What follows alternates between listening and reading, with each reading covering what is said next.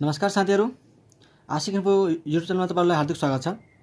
साथीहरू, आज हामी NS37 प्रोभिजन कन्टिजेन्ट लायबिलिटिज र कन्टिजेन्ट एसेट्स भन्ने अकाउन्टिङ स्ट्यान्डर्डको रिभिजन गर्नेवाला छौँ।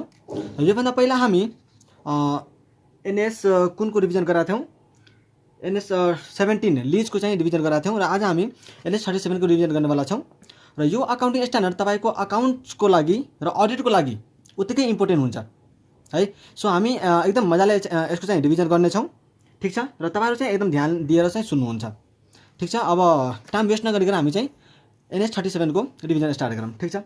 सबभन्दा पहिला हामी NS37 को चाहिँ स्कोपको बारेमा कुरा गर्छौँ कि यो यसमा चाहिँ यसले चाहिँ कुन कुरालाई कभर गर्दैन भन्ने कुराको चाहिँ बारेमा पहिला डिस्कस गर्छौँ, ठिक छ। सो NS37 ले चाहिँ कुन कुरामा नन एप्लिकेबल हुन्छ, मतलब कुन कुरामा चाहिँ एप्लिकेबल हुँदैन त, पहिला चाहिँ त्यो कुराको बारेमा डिस्कस गर्छौँ थोरै।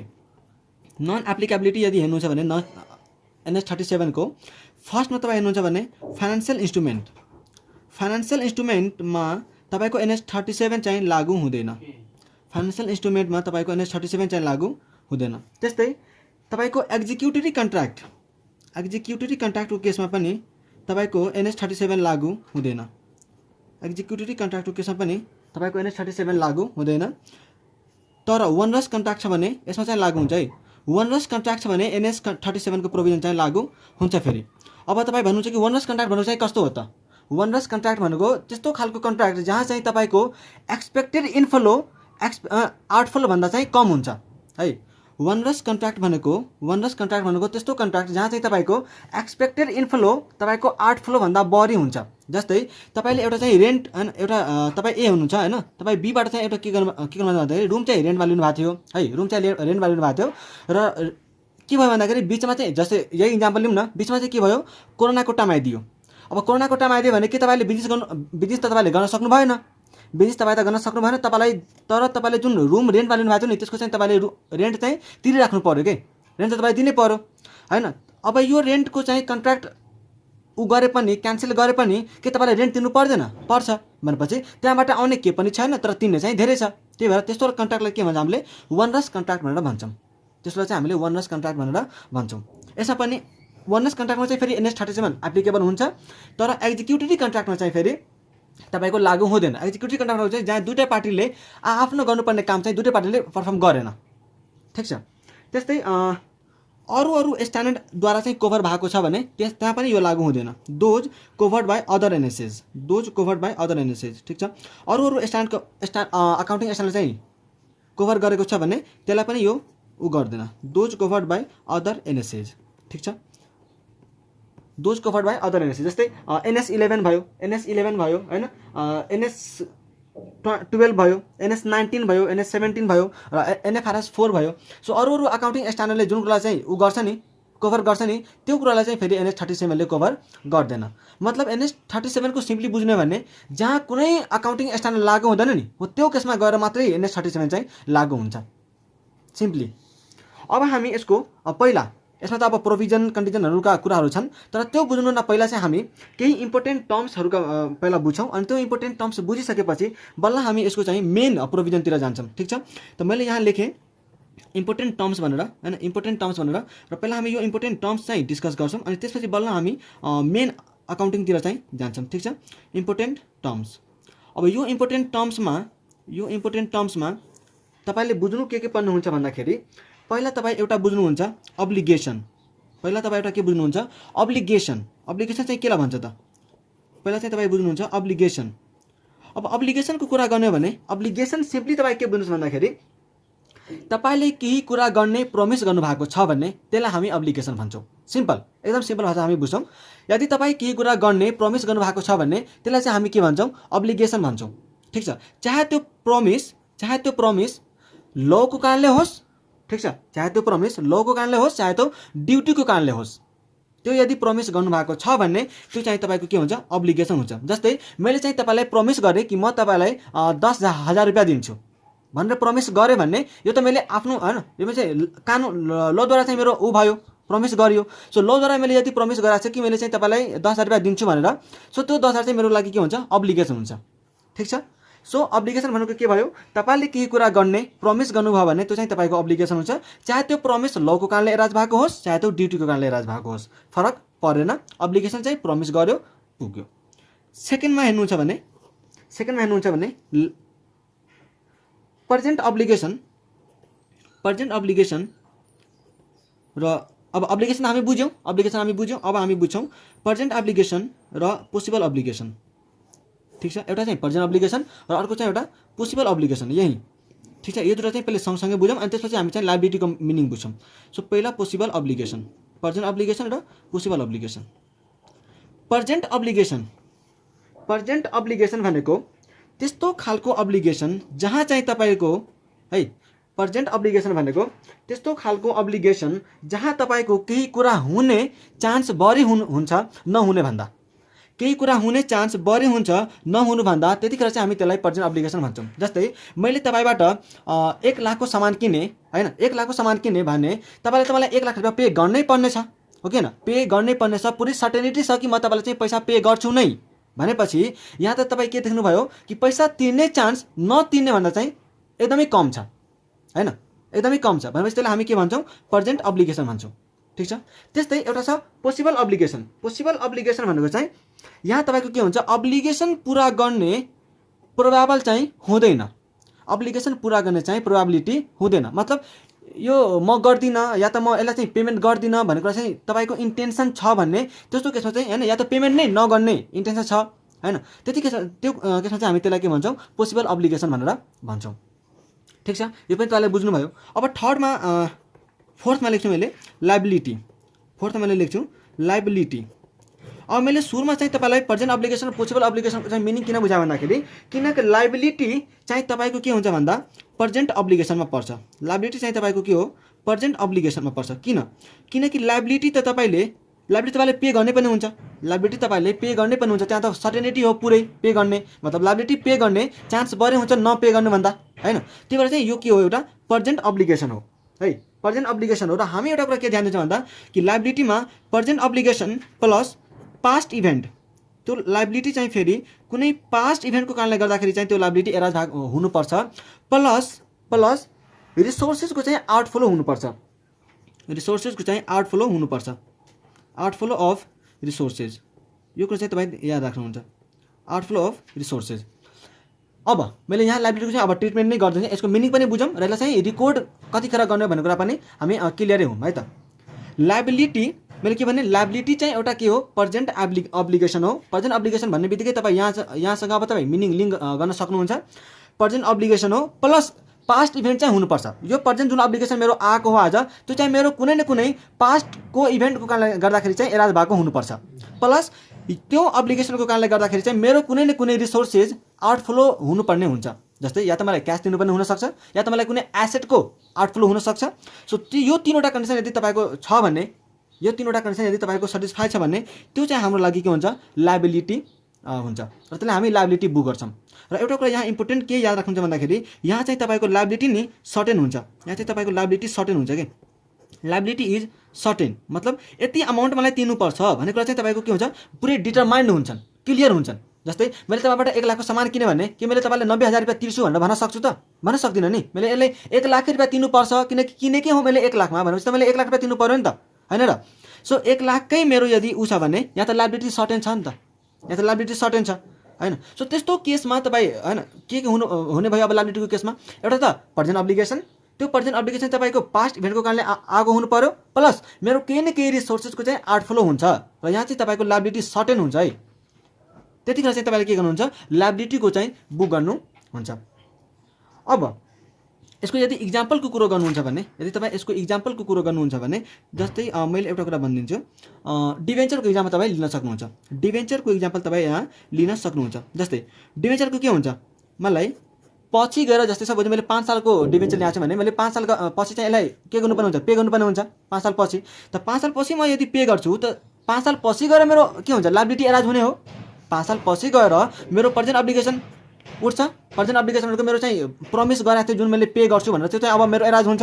र तपाईँ हेर्नुहुन्छ भने यो मेरो पर्जेन्ट पास्ट इभेन्टको कारणले एराज भएको हो। 5 साल पछि यदि मेरो एराज हुन्छ भने त्यो त पास्ट इभेन्टको कारणले भएको हो नि, किनकि मैले सुरुमै ल्याएको थिएँ र तपाईँलाई चाहिँ 5 साल पछि रिडिम गर्छु भनेर भनेको थिएँ नि त। त पास्टको इभेन्टको कारणले गर्दाखेरि मेरो फ्युचरमा के भएको अब्लिगेसन एराज भएको र मेरो के हुन्छ कुनै न कुनै एसेट आउटफ्लो हुन्छ यस नो मेरो कुनै न कुनै आउटफ्लो रिसोर्स पैसा दिनुपर्छ मलाई डिबेन्चर रिडिम गर्दा मलाई पैसा तिर्नुपर्ने हुन्छ सो मेरो के हुन्छ रिसोर्सेसको आउटफ्लो हुन्छ र यहाँ चाहिँ ऊ के हुन्छ लाइबिलिटी चाहिँ सर्टेन हुन्छ लाइबिलिटी सर्टेन हुन्छ कि यदि मैले तपाईँलाई पारमै दिन्छु भने 1 लाखको 1 लाखै दिन्छु प्रिमियममा दिन्छु भने 1 लाखको चाहिँ जति अमाउन्ट बढाएर दिनुपर्ने छ त्यति मैले बढाएर दिन्छु सो अमाउन्ट पनि के हुन्छ सर्टेन हुन्छ त्यही भएर डिबेन्चरलाई चाहिँ लाइबिलिटीको रूपमा बुक गरिन्छ यहाँ चाहिँ अब तपाईँ क्लियर हुन सक्नुहुन्छ अब एउटा अझै इक्जाम्पल दिनु छ भने एउटा यो कन्सेप्टमाथि चाहिँ पनि यो जुन मैले अहिले लेखिरहेको छु यसमा चाहिँ तपाईँलाई क्वेसन पनि सोधेको छ आउटस्ट्यान्डिङ स्यालेरीमा तपाईँको क्वेसन पनि सोधेको छ तपाईँ हेर्नुहुन्छ भने सो आउटस्ट्यान्डिङ स्यालेरी पनि तपाईँको के हुन्छ पर्जेन्ट अब्लिगेसन नै हुन्छ पास्ट इभेन्टको कारणले चाहिँ तपाईँले पछि तिर्नुपर्ने हुनसक्छ र त्यहाँ पनि स्यालेरी त पुरै स्यालेरी चाहिँ के हुन्छ सर्टेन हुन्छ तिर्नुपर्ने हुन्छ र यसको चाहिँ तपाईँको भनेपछि रिसोर्सेसको के हुन्छ आउटफ्लो पनि हुने नै भयो त्यही भएर यसलाई पनि हामी के बुक गर्छौँ लायबिलिटी भनेर बुक गर्छौँ ओके यति बुझिसक्नुभयो भने हामी अब एउटा कुरा इम्पोर्टेन्ट कुरा चाहिँ हामी डिस्कस गरौँ अब व्हेन टु रिकग्नाइज भनेर लायबिलिटीको मैले बुझाइसकेँ अब हामी डिस्कस गर्छौँ व्हेन टु रिकग्नाइज ठिक छ अब यो कुराहरू चाहिँ कतिखेर बुक गरिन्छ भन्ने कुरो हामी गर्छौँ है कतिखेर चाहिँ बुक गर्नुपर्छ या त बुकै गर्नु पर्दैन या त के गर्नुपर्छ हैन त्यो कुरा चाहिँ हामी यहाँ हेर्छौँ र यो NH 37 को सबभन्दा मेजर पोर्सन र इम्पोर्टेन्ट पार्ट सबभन्दा बढी important part when to recognise नै हो तपाईको सबै क्वेसन यहीँबाट आउने हुन्छ अकाउन्टमा पनि र अडिटमा पनि त्यही भएर अब हामी व्हेन टु रिकग्नाइज भन्ने कुरो गर्छौँ ठिक छ सो हामी लायबिलिटीको त यही हेरिहाल्यौँ कहिले लायबिलिटी बुक गर्नुपर्छ भन्ने कुरा यही हेर्यौँ ओके अब हामीसँग छ डिस्कस गर्नुपर्ने पहिला चाहिँ मैले प्रोभिजनको डिस्कस गर्छु ठिक छ अनि त्यसपछि अगाडि हामी बढ्दै जान्छौँ सो प्रोभिजनको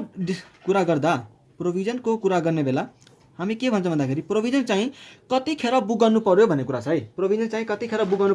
छ है सो हामी पहिला के बुझ्छौँ यहाँ पनि तपाईँ त्यही तीनवटा कुरा चाहिँ लेख्नुहुन्छ जुन हामीले लायबिलिटीको केसमा लेख्यौँ नि हो त्यो तीनवटा कुरा चाहिँ तपाईँ यहाँ पनि सम्झिनुहुन्छ पहिला त पर्जेन्ट अब्लिगेसन अब पर्जेन्ट अब्लिगेसन चाहिँ मैले मिनिङ भनिसकेको छु सो तपाईँ त्यहाँबाट चाहिँ लिङ्क गर्नुहोस् है पर्जेन्ट अब्लिगेसन चाहिँ हुनुपर्छ ठिक छ पर्जेन्ट अब्लिगेसन चाहिँ हुनुपर्छ प्लस पास्ट इभेन्टको कारणले गर्दाखेरि चाहिँ के हुनुपर्छ त्यो अब्लिगेसन चाहिँ एराज भएको हुनुपर्छ पास्ट इभेन्ट्स ठिक छ तर एउटा कुरा यहाँ इम्पोर्टेन्ट के छ यो मैले पर्जेन्ट अब्लिगेसन र पास्ट इभेन्ट त मैले लायबिलिटीको केसमा पनि लेखाएको थिएँ पर्जेन्ट अब्लिगेसन हुनुपर्छ पास्ट इभेन्ट मतलब मेरो पास्ट इभेन्टको कारणले गर्दाखेरि चाहिँ मेरो लायबिलिटी एराज भएको हुनुपर्छ हैन यो दुईटा कुरा चाहिँ लायबिलिटीको केसमा पनि थियो तर लायबिलिटीको केसमा एउटा कुरा के थियो भन्दाखेरि त्यहाँ चाहिँ लायबिलिटी तपाईँको सर्टेन थियो तर प्रोभिजनको केसमा के हुन्छ लायबिलिटी चाहिँ सर्टेन हुँदैन तपाईँले चाहिँ लायबिलिटी कति जान सक्छ भन्ने कुरा चाहिँ इस्टिमेट गर्नुपर्छ है सो मैले यहाँ के लेख्छु आउटफ्लो इज नट सर्टेन तर यसलाई चाहिँ तपाईँ रिलायबली इस्टिमेट गर्न सक्नुहुन्छ outflow can be measured reliably ठिक छ सो आउटफ्लो यदि तपाईँ है अब यो लायबिलिटीमा र यतिमा थोरै फरक छ कि लायबिलिटी र प्रोभिजनमा थोरै फरक छ लायबिलिटीमा के थियो present obligation plus past event plus outflow of resources हुन त आउटफ्लो यहाँ पनि हुन्छ तर त्यहाँ चाहिँ आउटफ्लो के थियो सर्टेन थियो तर यहाँ तपाईँको आउटफ्लो चाहिँ सर्टेन हुँदैन यहाँ तपाईँ केही हैन एउटा मतलब substantial degree of estimation use गरेर तपाईँ चाहिँ आउटफ्लो कति हुन सक्छ भन्ने कुरा चाहिँ रिलायबली इस्टिमेट गर्नुहुन्छ कि जस्तै मेरो चाहिँ यहाँ मेरो एउटा चाहिँ कोर्ट केसेस पर्यो हैन मैले एउटा कस्टमरलाई के गरेको थिएँ भन्दा एउटा चाहिँ सामान सेल्स गराएको थिएँ त्यो सामानमा चाहिँ कुनै डिफेक्ट भएको कारणले गर्दाखेरि त्यो कस्टमर चाहिँ ममाथि कम्प्लेन गर्यो मतलब कोर्टमा गएर केस गर्यो र मैले कोर्ट केसमा चाहिँ हार्छु कि जित्छु भन्ने कुरा चाहिँ मलाई थाहा छैन मैले यदि हारेँ भने मलाई त आउटफ्लो जान्छ उसबाट मैले यदि केस हारेँ भने मलाई त के गर्नुपर्छ पैसा त तिर्नुपर्ने हुन्छ तर त्यो पैसा चाहिँ मलाई कति तिर्नुपर्छ भन्ने कुरा चाहिँ मलाई कन्फर्म छैन मलाई कति पैसा तिर्नुपर्छ भन्ने कुरा चाहिँ म कन्फर्म छैन तर मैले substantial degree of estimation use गरेर कतिसम्म जान सक्छ भन्ने कुरा चाहिँ निकाल्न सक्छु जस्तै मैले यहाँ के गर्न सक्छु भन्दाखेरि तपाईँले भन्नुहुन्छ कि सब्सटेन्सियल डिग्री अफ एस्टिमेसन के हो त हैन मैले के गर्छु लयरसँग जान्छु ठिक छ म के गर्छु लयरसँग जान्छु र लयर चाहिँ मैले सोध्छु हैन कि लोवर जी मैले चाहिँ यस्तो यस्तो केस भएको छ, मैले एउटा चाहिँ सामान बेचेको थिएँ, त्यो सामानमा चाहिँ यस्तो यस्तो डिफेक्ट भयो, त्यो कस्टमरले चाहिँ मेरो ममाथि चाहिँ कोर्टमा केस गरिदिएको छ। तपाईँ यसो केसलाई चाहिँ डिटेलमा स्टडी गरेर मलाई एउटा के भन्नुहोस् भन्दाखेरि कि मेरो यहाँ लायबिलिटी कतिसम्मको आउन सक्छ भन्ने कुरा चाहिँ मेरो उसबाट के गर्न सक्छु, सोध्न सक्छु, पुछ्न सक्छु हैन, इन्क्वायरी गर्न सक्छु। सो लले के गर्छ, लयरले के गर्छ, अब सबै कुरो डिटेल गरेर केसरी पढेर चाहिँ तपाईँको यतिसम्म जान सक्छ भनेर चाहिँ एउटा एस्टिमेट गर्न सक्छ भने हो त्यो केसमा चाहिँ म के गर्छु, प्रोभिजन बुक गर्छु। आर्ट फ्लो मेरो सर्टेन छैन, तर मैले आर्ट फ्लोलाई चाहिँ रिलायबली मेजर गर्न सकिरहेको छु र present obligation plus past event पनि छ भने त्यो केसमा हामीले के गर्नुपर्छ भन्दाखेरि प्रोभिजन बुक गर्नुपर्ने हुन्छ, प्रोभिजन बुक गर्नुपर्ने हुन्छ। र यदि यो केस मिट भएन, यदि यो केस तपाईँ आर्ट फ्लो चाहिँ मिट गर्न सक्नु भएन भने तपाईँले प्रोभिजन चाहिँ बुक गर्नु पर्ने हुँदैन, तपाईँले चाहिँ प्रोभिजन बुक गर्नु पर्दैन। ठिक छ। सो यो थियो हाम्रो प्रोभिजनको केस। अब हामी डिस्कस गरौँ कन्टिजेन्ट लायबिलिटी। कन्टिजेन्ट लायबिलिटी, ठिक छ। हामी लायबिलिटीको कुरा गरिसक्यौँ, प्रोभिजनको पनि कुरा गरिसक्यौँ। अब हामी कुरा गर्छौँ कन्टिजेन्ट लायबिलिटीको। ठिक छ। कन्टिजेन्ट लायबिलिटी, कन्टिजेन्ट लायबिलिटी, ठिक छ। यो पनि सबभन्दा बढी इम्पोर्टेन्ट त यही हुन्छ यसमा, यो र प्रोभिजन, किनकि कन्टिजेन्ट एसेटको त कुनै कन्सेप्टै छैन, त्यो एकदम सिम्पल हो हैन। यो बुझिसकेपछि कन्टिजेन्ट एसेट त यतिकै बुझिन्छ कि, किनकि जस्ट अपोजिट त हो नि हैन। सो हामी कन्टिजेन्ट लायबिलिटी पहिला बुझौँ है, यसलाई एकदम ध्यान दिएर सुन्नु होला है, प्लिज एकदम ध्यान दिएर सुन्नु होला। कन्टिजेन्ट लायबिलिटीलाई नि हामी दुईवटा भागमा यहाँ चाहिँ बाँडेर हेर्छौँ। ठिक छ। म यहाँ चाहिँ तपाईँलाई दुईवटा पार्टमा चाहिँ देखाउँछु। एउटा फर्स्टमा के भयो भन्दाखेरि है, एउटा फर्स्टमा के छ भन्दाखेरि तपाईँको चाहिँ पोसिबल अब्लिगेसन है, मैले यहाँ लेखेँ पोसिबल अब्लिगेसन, पहिला मलाई चाहिँ लेख्न दिनुहोस् हैन। पोसिबल अब्लिगेसन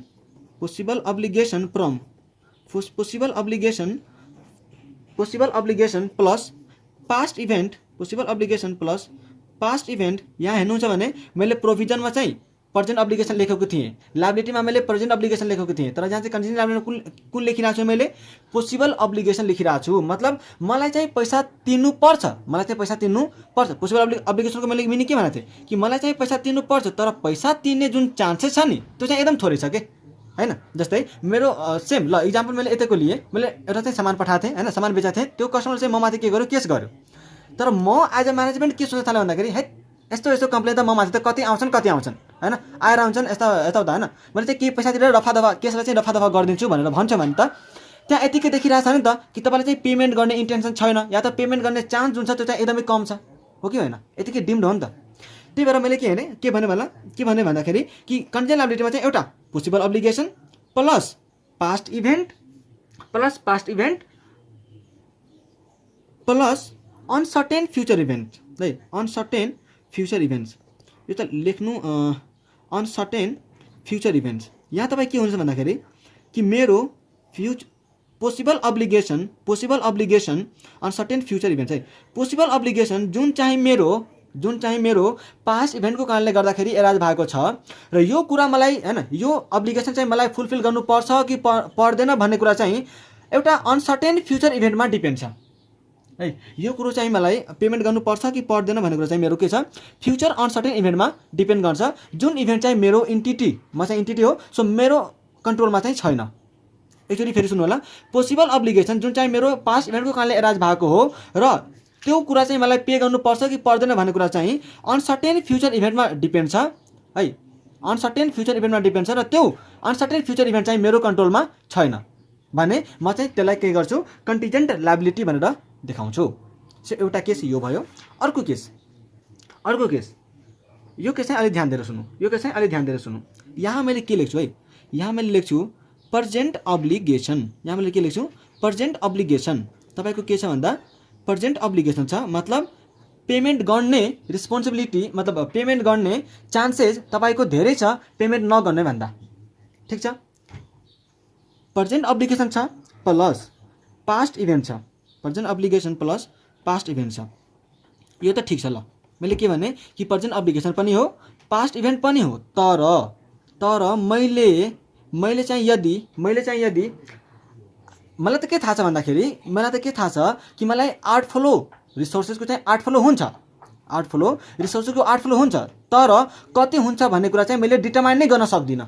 माथि प्रोभिजन गर्ने बेला चाहिँ हामीले के गरेका थियौँ, कम्तीमा रिलायबली त त्यसलाई मेजर त गरेका थियौँ नि, तर यहाँ तपाईँ नि कति हुन्छ भनेको कुरा चाहिँ रिलायबली पनि मेजर गर्न सक्नु भएको छैन कि है।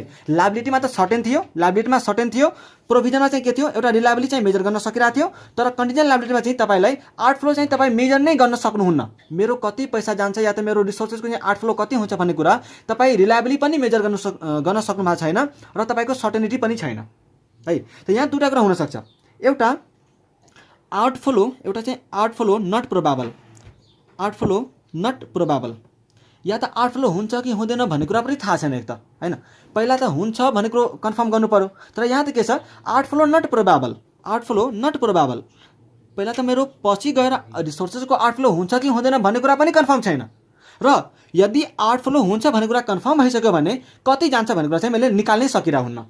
सो त्यस्तो कुनै के छ भने हामीले के गर्नुपर्ने हुन्छ, डिस्क्लोजर के अरे कन्टिजेन्ट लायबिलिटी चाहिँ देखाउनु पर्ने हुन्छ। हेर्नुहोस् मैले कति लेखिदिन्छु, obligation and outflow can not be reliably estimated, outflow can not be reliably estimated. ठिक छ, मैले के भने कि आर्ट फ्लो नट प्रोबाबल मतलब आर्ट फ्लो मेरो हुन्छ कि हुँदैन भन्ने कुरा पनि मलाई थाहा छैन, र यदि आर्ट फ्लो मेरो हुन्छ भने कति हुन्छ भन्ने कुरा चाहिँ मलाई रिलायबली इस्टिमेट मैले गर्न सकिरहेको छुइनँ।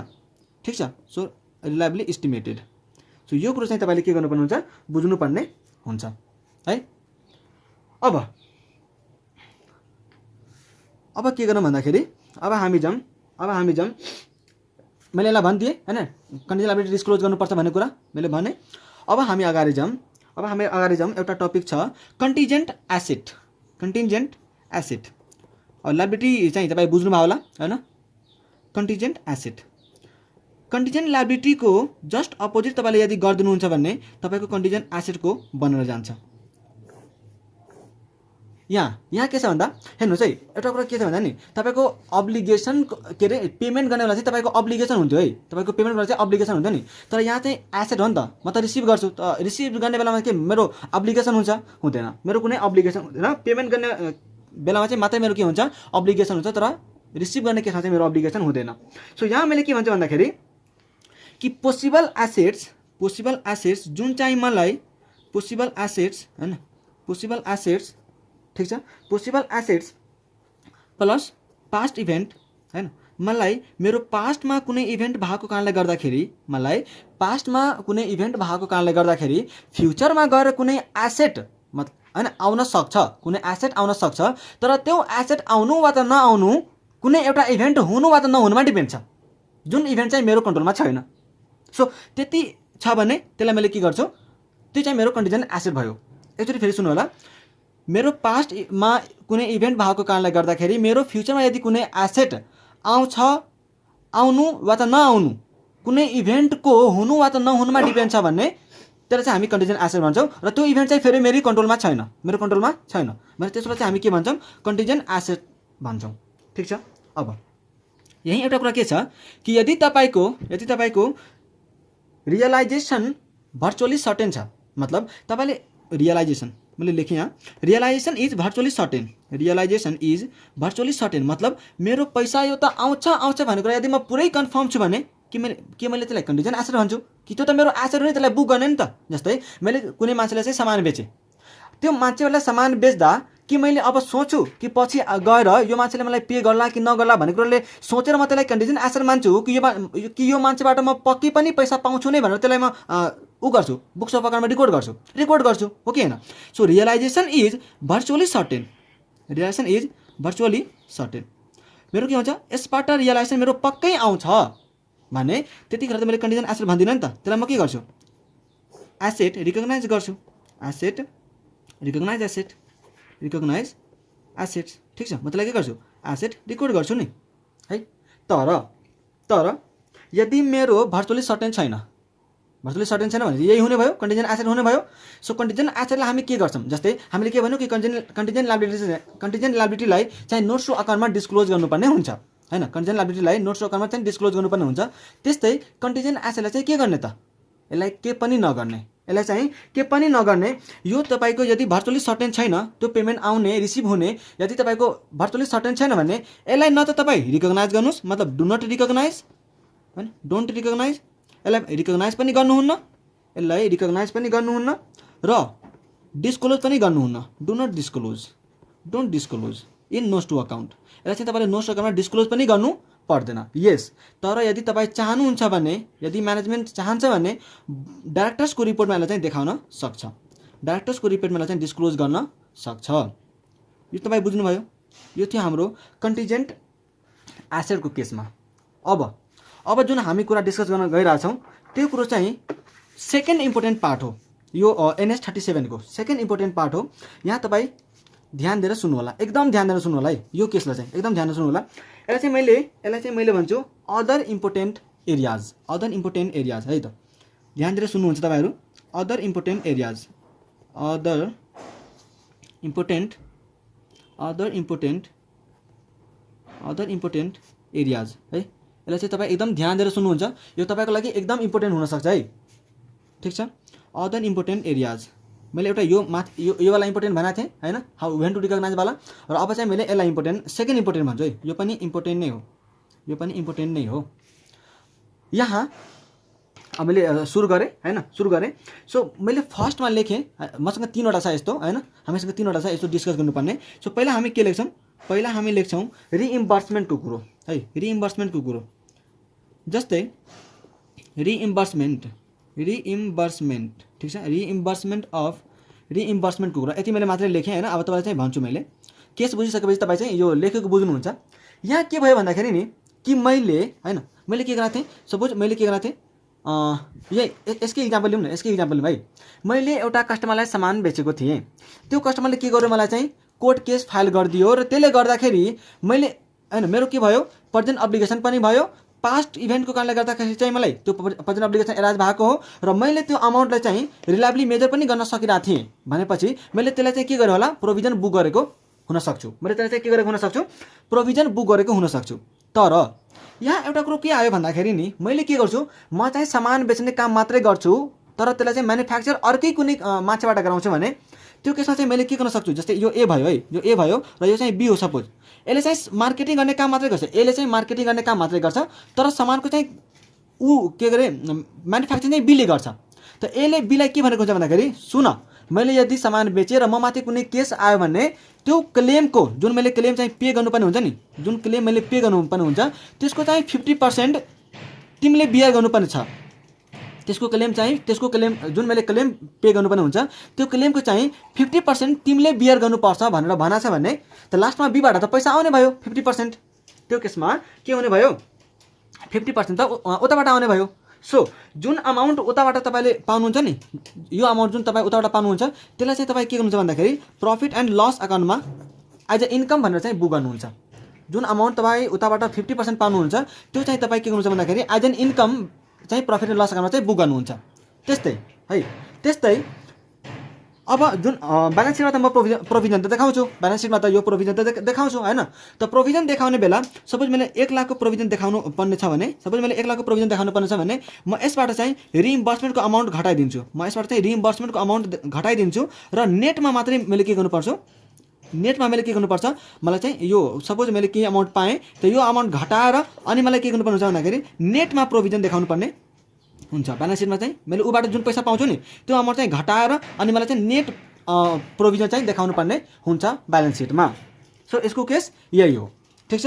अब सेकेन्ड केस छ तपाईँको रिभ्यू अफ प्रोभिजन या त कन्टिजेन्ट लायबिलिटी। रिभ्यू अफ प्रोभिजन होइन, रिभ्यू अफ प्रोभिजन या त कन्टिजेन्ट लायबिलिटी, रिभ्यू अफ प्रोभिजन या त कन्टिजेन्ट लायबिलिटी, ठिक छ।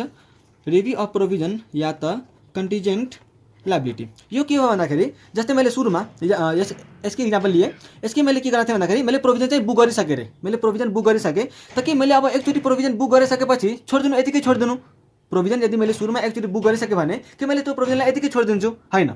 त्यो प्रोभिजनलाई यसले के भन्छ भन्दाखेरि कि तपाईँले चाहिँ प्रत्येक सालमा होइन वन्स इन अ इयर चाहिँ तपाईँले के गर्नुपर्छ भन्दाखेरि यसलाई चाहिँ तपाईँले रिभ्यू गर्नुपर्ने हुन्छ होइन। वन्स इन अ इयर है, प्रत्येक फाइनेन्सियल इयरमा एकचोटि चाहिँ तपाईँले मिनिमम एकचोटि चाहिँ तपाईँले के गर्नुपर्ने हुन्छ, रिभ्यू गर्नुपर्ने हुन्छ।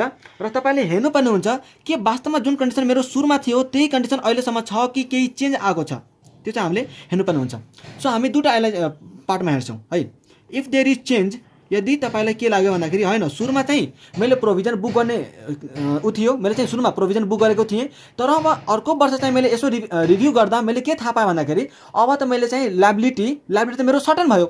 पहिला त के थियो, मैले चाहिँ मैले चाहिँ त्यसलाई चाहिँ रिलायबली मेजर गर्न सकेको थिएँ फर्स्ट इयरमा, तर सेकेन्ड इयरमा आउँदा मैले यदि त्यसलाई रिभ्यू गरेँ भने रिभ्यू गर्दा मैले के थाहा पाएँ कि अब त यसको लाइबिलिटी के छ, सर्टेन छ, अब रिलायबली मेजर गर्नुपर्ने मैले चान्सेस देखाएको छैन, यहाँ चाहिँ पुरै लाइबिलिटी सर्टेन भयो। त लाइबिलिटी सर्टेन भयो भने मैले के गर्नुपर्छ, प्रोभिजनलाई काटेर मलाई लाइबिलिटी बुक गर्नुपर्ने हुन्छ, हो कि होइन। So if there is change, यदि चेन्ज छ भने हैन, त यही मैले डिस्कस गर्ने अहिले कि यदि चेन्ज छ भने तपाईँ के गर्नुहुन्छ त्यतिखेर भन्दाखेरि कन्टिजेन्ट लाइबिलिटीलाई प्रोभिजन बनाउनुहुन्छ हैन, कन्भर्ट कन्टिजेन्ट लाइबिलिटी इन्टु प्रोभिजन। यदि पहिला चाहिँ कन्टिजेन्ट लाइबिलिटी थियो अरे, तर अब चाहिँ मैले रिलायबली गर्न सकिरहेको छु भने मैले प्रोभिजनमा उ गर्छु।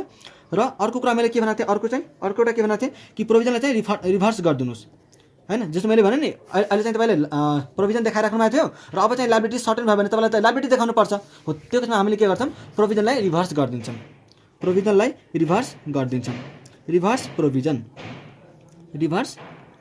प्रोभिजन ठिक छ। तर यदि नो चेन्ज, तर कुनै चेन्ज भएन, पहिला पनि मेरो चाहिँ रिलायबली इस्टिमेटै थियो, अहिले पनि लाइबिलिटी सर्टेन भएको छैन, अहिले पनि मैले चाहिँ रिलायबली इस्टिमेट नै गर्नुपर्ने छ। सो यो केसमा पनि हामी के गर्छौँ भन्दाखेरि यो केसमा हामी चाहिँ इग्नोर गरेर जान्छौँ, यो केसमा हामीले के पनि गर्नुपर्ने हुँदैन, हामी त्यसलाई इग्नोर गरेर अगाडि बढ्छौँ, ठिक छ। अब लास्ट केस अब यो अकाउन्टिङ स्ट्यान्डर्डको चाहिँ लास्ट पोर्सन छ, C number provision for restructuring cost, है प्रोभिजन फर रिस्ट्रक्चरिङ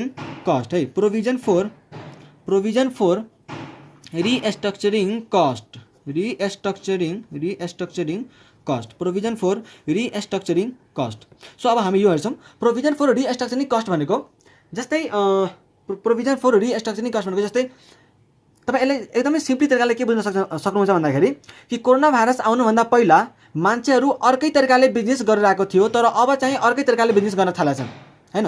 त्यसको चाहिँ बिजनेस गर्ने तरिकामा चाहिँ केही न केही चेन्ज आएको छ के, पहिला छुट्टै तरिकाले बिजनेस गरिन्थ्यो, तर अब चाहिँ के भयो, अर्कै तरिकाले बिजनेस गर्न थालेछन् हैन बिजनेसहरू, किनकि त्यो बिजनेस कोरोनाले गर्दाखेरि चाहिँ धेरै कुराहरूमा चाहिँ चेन्जेस भयो र त्यो चेन्जेस भएको कारणले गर्दाखेरि बिजनेसलाई पनि त्यो कुरा चाहिँ एडप्ट गर्नु पर्यो, आफूलाई पनि केही कुरा चाहिँ चेन्ज ल्याउनु पर्यो। सो त्यस्तो कुनै के छ भने हामी हेर्छौँ कि वास्तवमा त्यो के रिलेटेड हो त, त्यसको लागि प्रोभिजन बनाउन पाइन्छ कि पाइँदैन हैन, प्रोभिजन चाहिँ के को लागि बनाउन पाइन्छ र के को लागि बनाउन पाइँदैन भन्ने कुरा चाहिँ हामी हेर्छौँ है। त जस्तै उसले चाहिँ के को लागि चाहिँ प्रोभिजन बनाउन पाउँदैन त, पहिला चाहिँ हामी एक्सक्लुड्सका कुरा गरौँ है, के को लागि चाहिँ उसले प्रोभिजन बनाउन पाउँदैन, एक्सक्लुड्सका कुरा। एउटा फर्स्टमा हामी के लेख्छौँ यसलाई, शिफ्टिङ अफ स्टाफ, जस्तै उसले चाहिँ मलाई हैन मैले चाहिँ अब यो ठाउँबाट अर्को ठाउँमा चाहिँ बिजनेस गर्ने भए, सो मलाई चाहिँ इम्प्लोइलाई यताबाट उता शिफ्ट गर्दा चाहिँ मलाई केही कस्ट लाग्छ, सो चाहिँ त्यसको मैले प्रोभिजन बनाउँछु भनेर भन्छ भने नो, पाइएन। त्यस्तै मार्केटिङ मलाई चाहिँ गर्नुपर्छ, म यताबाट हैन मैले चाहिँ के गर्छु भन्दाखेरि नयाँ एउटा प्रोडक्ट एड गर्न लागेको छु, मैले चाहिँ एउटा नयाँ प्रोडक्ट चाहिँ एड गर्न लागेको छु र त्यो प्रोडक्टको चाहिँ मलाई के गर्नुपर्छ, मार्केटिङ गर्नुपर्छ, सो मलाई चाहिँ धेरै खर्च लाग्छ, त्यही भएर चाहिँ मैले त्यसको प्रोभिजन बुक गर्छु, नै अकाउन्टिङ स्टाइलले होइन, पाइएन। नम्बर थर्डमा चाहिँ तपाईँले न्यू इन्भेस्टमेन्ट, म त के गर्छु भन्दाखेरि 5 साल पछि चाहिँ मैले धेरै ठुला बिल्डिङहरू बनाउँछु हैन, धेरै ठुला चाहिँ प्लान्ट मेसिनरी मलाई पर्चेस गर्नुपर्छ, मैले चाहिँ ठुलो उ गर्छु हैन, म्यानुफ्याक्चरिङ प्लान्ट एस्टाब्लिस गर्छु, त्यही भएर चाहिँ मैले न्यू इन्भेस्टमेन्टहरू गर्छु र मैले चाहिँ त्यसलाई अहिलेदेखि नै प्रोभिजनहरू बनाएर हिँड्छु भनेर भन्छ भने यो पनि पाइएन। अच्छा, के कुरा पाइन्छ त, के कुराको चाहिँ प्रोभिजन बनाउन पाइन्छ त। अब फर्स्टमा हेर्नुहुन्छ भने सेल द बिजनेस भनेको मैले तपाईँलाई के भने कि कोरोनाको कारणले गर्दाखेरि धेरै बिजनेसको म्यानर अफ डुइङ बिजनेस हैन, या त वे अफ डुइङ बिजनेस चाहिँ चेन्ज भएको छ। सो यदि त्यसको बिजनेसमा चाहिँ चेन्ज भयो भने उसले के गर्न सक्छ, केही एसेटहरू चाहिँ उसलाई काम नलाग्न सक्छ र त्यो एसेटलाई चाहिँ उसले के गर्न सक्छ, बेच्न सक्छ पछि गएर हैन, कि मलाई चाहिँ एसेट के अरे बिजनेसको तरिका चाहिँ मलाई चेन्ज गर्नु छ, र त्यो तरिका चेन्ज गर्दा चाहिँ मलाई कुनै एसेटहरू चाहिँ काम लाग्दैन भनेपछि मलाई त्यसलाई बेच्नुपर्छ। सो उसले के गर्यो कि मलाई त्यो एसेट बेच्दा चाहिँ लस हुन्छ भने त्यो लसको चाहिँ अहिले प्रोभिजन बनाउन सक्छ। सेकेन्ड रिलोकेसन अफ बिजनेस, म चाहिँ पहिला भक्तपुरमा अपरेट गर्थेँ र त्यसलाई चाहिँ मैले अब के गर्ने भयो भन्दाखेरि काठमाडौँमा ल्याउन खोजिरहेको छु हैन, अर्को ठाउँमा मतलब सार्नुपर्ने छ भन्ने रिलोकेसन अफ बिजनेस। त यस्तो ठाउँमा तपाईँले म्यानुफ्याक्चरिङ प्लान्टलाई नै एक ठाउँबाट उठाएर अर्को ठाउँमा लानुहुन्छ भने तपाईँको के हुन्छ, धेरै ह्युज खर्चहरू चाहिँ लाग्न सक्छ। हो, त्यो खर्चहरूको लागि पनि तपाईँ प्रोभिजन बनाउन सक्नुहुन्छ। नम्बर थर्डमा तपाईँ हेर्नुहुन्छ भने change in management structure. Change in management structure, ठिक छ। सो तपाईँ यसको कुरोहरूको लागि पनि के गर्न सक्नुहुन्छ, चेन्ज इन म्यानेजमेन्ट स्ट्रक्चर, मतलब म्यानेजमेन्ट स्ट्रक्चरमा चाहिँ चेन्ज हुन्छ अनि मेरो चाहिँ केही कस्टहरू लाग्छन्। सो त्यस्तो कस्टको चाहिँ प्रोभिजन बनाउन चाहिँ पाइन्छ, ठिक छ। सो हामीसँग NS37 प्रोभिजन कन्टिजेन्ट लायबिलिटिजमा चाहिँ हामीसँग यति नै थियो है। आजलाई हामी यति नै गर्छौँ र अर्को भिडियोमा हामी NS18 रेभेन्यू रिकग्निसन भन्ने अकाउन्टिङ एसको चाहिँ रिभिजन गर्छौँ है। Thank you so much for watching this video. Take care, bye by.